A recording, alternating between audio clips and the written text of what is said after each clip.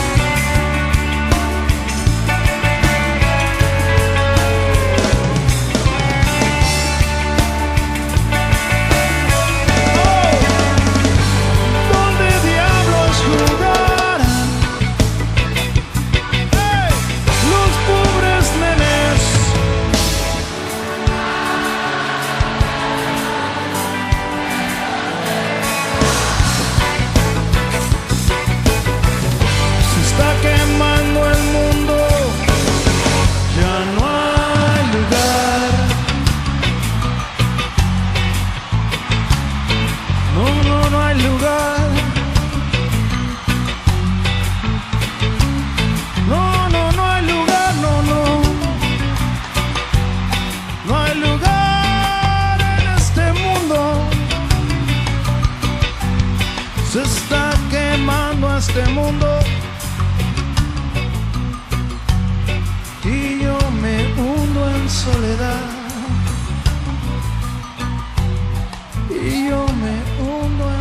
soledad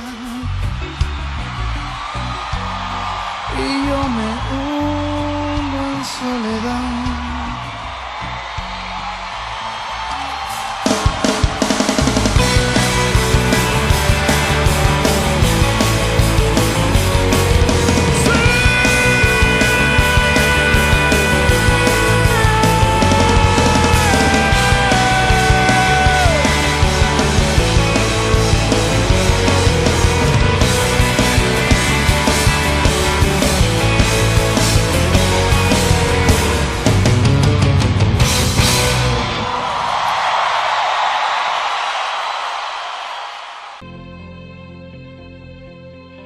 Hola, ¿qué tal? ¿Cómo les va?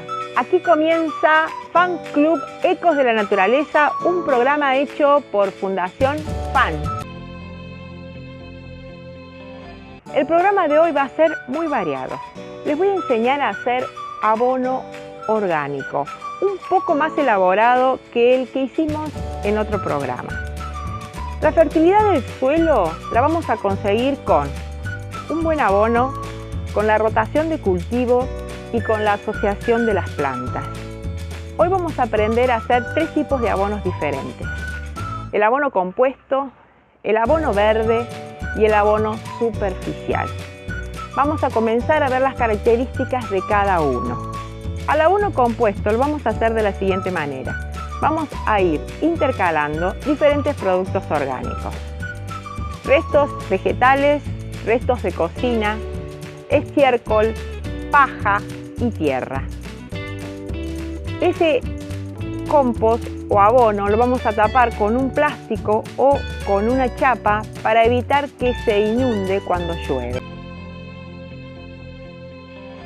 Al abono compuesto lo podemos realizar en pozo o en tacho. El abono realizado en pozo es mejor hacerlo cuando las zonas son secas. ¿Por qué? Si tiene exceso de humedad, se produce una fermentación que los elementos se pudren y largan olor. En esos casos van a tener que colocar o paja o ramas secas o tierra para absorber esa humedad. Cuando lo hacemos en tacho, van a utilizar uno de 200 litros. Le van a sacar la tapa superior y la parte inferior y van a agujerear todo el tacho. Para mayor comodidad lo van a colocar sobre ladrillos y debajo una madera para poder recibir el compuesto. Así van a ir apilando todos los elementos que ya les he dicho y lo van a cubrir con tierra y lo tapan, justamente para que no se llueva y se inunde. Ustedes se preguntarán cuándo ese compost o abono está maduro. Si lo hacen en verano, les va a llevar más o menos 3 meses. Si lo hacen en invierno, entre 5 y 6 meses. Ahora bien, ustedes pueden ir revisando e ir controlando cuando ese abono está maduro. Cuando ustedes lo sacan, van a observar. Si no pueden distinguir ninguno de los elementos que han estado colocando en su abonera, es porque el compost está maduro. En ese momento lo van a zarandear con una zaranda de 1 centímetro más o menos, porque van a encontrar 3 materiales diferentes. El primero, que es el más grueso, es el material que van a tener que volver a colocar en la abonera porque ese material no se ha descompuesto. El segundo material es el del medio, es el abono que podemos llamar abono superficial y es el que pueden llegar a colocar al borde de sus plantaciones sobre la superficie del terreno. Este abono no solamente va a fertilizar el suelo, sino que sirve para evitar que el suelo se reseque y para que se formen malezas. El tercer elemento es el abono en sí, que es el que van a colocar en los almácigos, en los surcos de la huerta o en los hoyitos de sus trasplantes.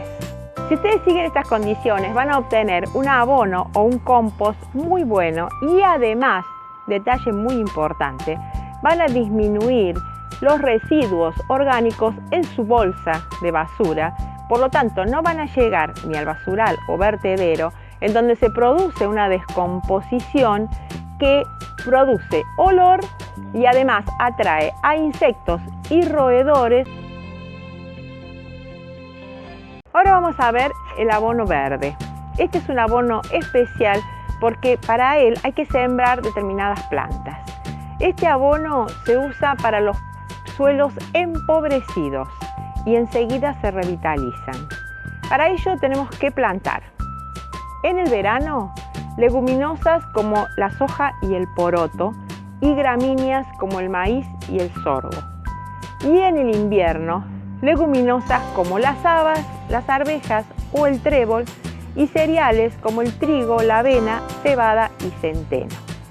Cuando las plantas tienen una altura determinada antes de su floración, hay que sacarlas, triturarlas y enterrarlas a poca profundidad. En poco tiempo van a ver que ese suelo se ha hecho fértil.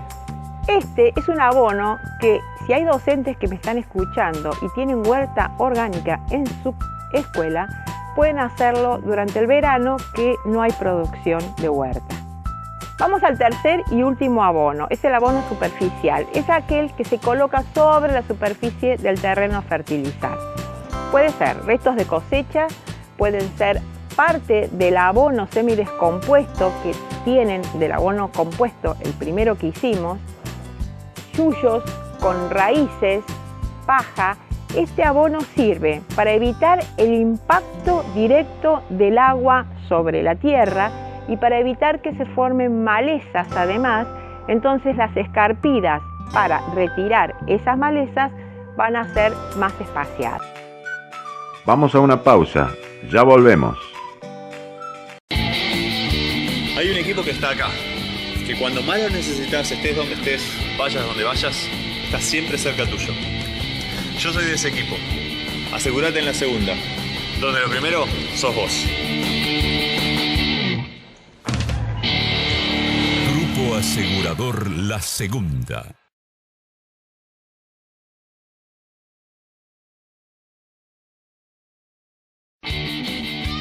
Asegura tu casa en la segunda, donde lo primero sos vos. Grupo Asegurador La Segunda. Asegura tu auto en la segunda, donde lo primero sos vos. Grupo Asegurador La Segunda. Ya tenemos los abonos y ahora vamos a ver algunos pasos de nuestra huerta orgánica, natural, intensiva y económica. Porque realmente es una pena si tenemos un jardincito no tener un pedacito para hacer una huerta orgánica intensiva y que pueda proveer y ser autosuficiente para toda la familia. Veamos qué quiere decir cada uno de estos conceptos que les he dado. Intensiva, porque la vamos a producir durante todo el año. Vamos a tener producción de verano y de invierno, justamente para autoabastecer a una familia con alimentos naturales y orgánicos. Natural porque vamos a respetar las leyes de la vida. Vamos a ir incorporando y completando la descomposición y transformación de los seres vivos y los seres muertos. Económica porque vamos a usar recursos locales y lo vamos a hacer autosuficiente. Veamos ahora el diseño de esta huerta. Primero debemos pensar el lugar. Un lugar donde haya mucho sol. Es preferible que no esté al lado de un paredón alto, ni tampoco cerca de un árbol que dé mucha sombra. Luego, acceso al agua. Cerco, le vamos a hacer un cerco para evitar que entren los animales. Lo vamos a hacer de 4 o 5 canteros, más o menos de 80 a 1 metro, que con esto tenemos provisión para una familia tipo y vamos a poder trabajar cómodamente. Lo primero que hay que hacer es limpiar el terreno, sacar vidrios, cascotes, todas las malezas. Esas malezas y yuyos con raíces la van a colocar en la abonera. Luego vamos a puntear, ojo con el punteo. hay que retirar la tierra, pero no dar la vuelta. Así como la sacan, la colocan al lado en la misma posición. Van haciendo zanjas de 50 centímetros de ancho por 30 de profundidad. Al llegar a la última zanja, eso que ustedes retiraron de la primera va a rellenar esa última. Luego van a colocar estacas con hilos para determinar los senderos, que van a ser más o menos de 40 centímetros para permitirles el paso cómodamente. El cerco que van a hacer, lo van a hacer con una estructura que puedan colocar sobre él una media sombra o un plástico para proteger estos alimentos y van a tener mucho mejor calidad. Cuando hablamos de la agricultura orgánica, lo más importante y lo básico es el suelo. Y un suelo tiene que ser fértil porque de lo contrario no podemos obtener un buen resultado en la nutrición de las plantas. El suelo fértil evita que las plantas tengan enfermedades y plagas y obtenemos un alimento totalmente rico. La tierra es algo vivo. ¿Qué significa esto?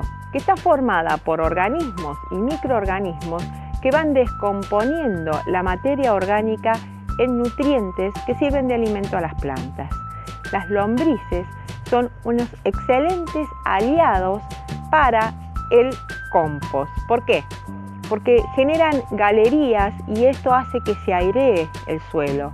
Como ellas se alimentan de ese suelo, en su metabolismo se producen cambios que llegan a nutrir y a fertilizar este rico suelo. Ustedes se preguntarán cómo está formada una tierra orgánica. Les cuento, hay una parte que es inerte y mineral, que está formada por la transformación de las rocas en pequeñas partículas que luego constituyen el limo, la arcilla y la arena. El resto es la materia orgánica o humus, que está formado por los residuos y restos de seres vivos como animales y plantas y la acción de organismos y microorganismos que actúan sobre ellos descomponiendo la materia orgánica en inorgánica, nutrientes para las plantas.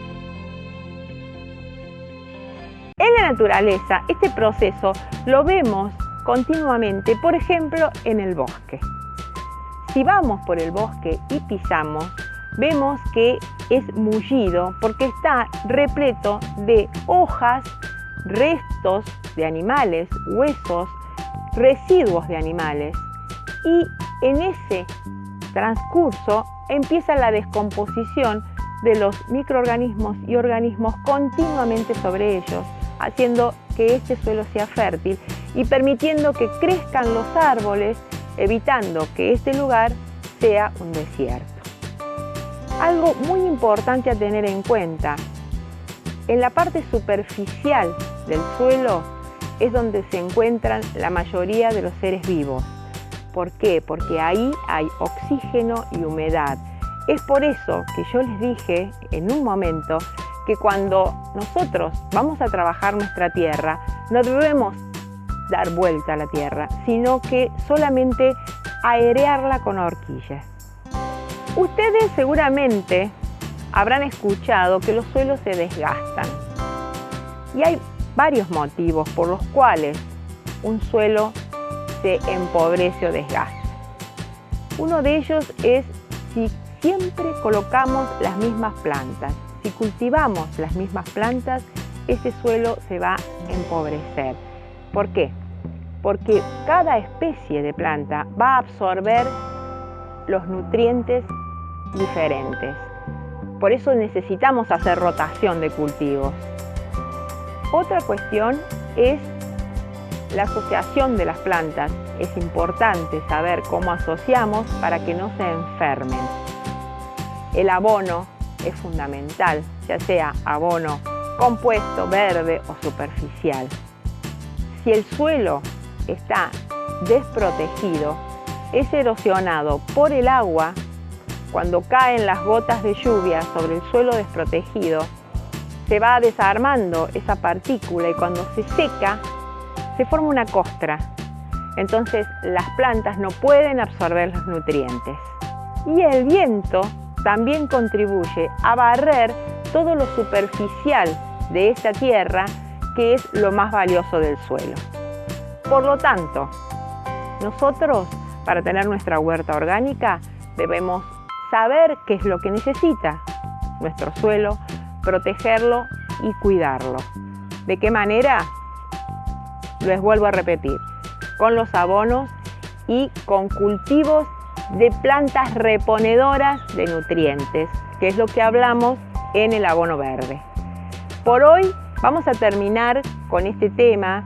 Les voy a dejar las inquietudes para que piensen y sepan qué abono van a hacer y dónde van a colocar su huerta. Vamos a una tanda.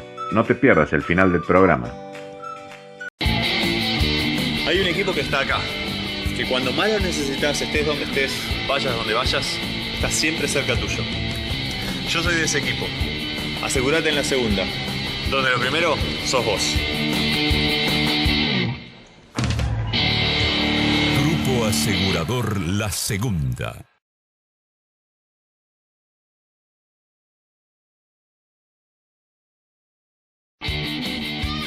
Asegura tu casa en la segunda, donde lo primero sos vos. Grupo Asegurador La Segunda. Asegura tu auto en la segunda, donde lo primero sos vos. Grupo Asegurador La Segunda. Asegurate contra granizo en la segunda, donde lo primero sos vos. Grupo Asegurador La Segunda. Vamos a los ecotips del programa. Cuando tenemos una huerta en casa, siempre tenemos que tener presente que los pájaros son muy encantadores, pero en algunos casos muchas veces indeseables. ¿Cuál es el motivo? Comen los frutos, las semillas y los brotes de las plantitas que nosotros tenemos en nuestra huerta. En la época de nidificación, los gorriones suelen comer hasta 300 gusanos por día para alimentarse, obtener proteínas y alimentar a toda su prole. Las semillas recién sembradas generan un aceite que atraen a todas las especies de aves. En los periodos de sequía tenemos que tener mayor cuidado con lo que es la selga y la lechuga. ¿Por qué? Porque es la comida preferida de los zorzales y las palomas. Las aves tienen un oído y una vista muy desarrollada, por lo cual cualquier movimiento inesperado puede espantarlos. El espantapájaros es un elemento muy clásico y campestre para tener en nuestra huerta. Las cintas brillantes, los CD, las latitas y cualquier elemento que genere destellos es necesario y es muy beneficioso para espantar todo tipo de aves y pájaros. Colgar espejos en los árboles es otra buena idea para espantar las aves. Los gatos son mascotas que, si están bien educadas y no utilizan la huerta como baño, pueden espantar todas estas especies de aves de nuestra huerta. Para espantar los loros se comercializan globos y pelotas que tienen dibujados los ojos de aves rapaces. Los globos y las pelotas los podemos realizar nosotros mismos con viromes o fibras que sean resistentes a la intemperie.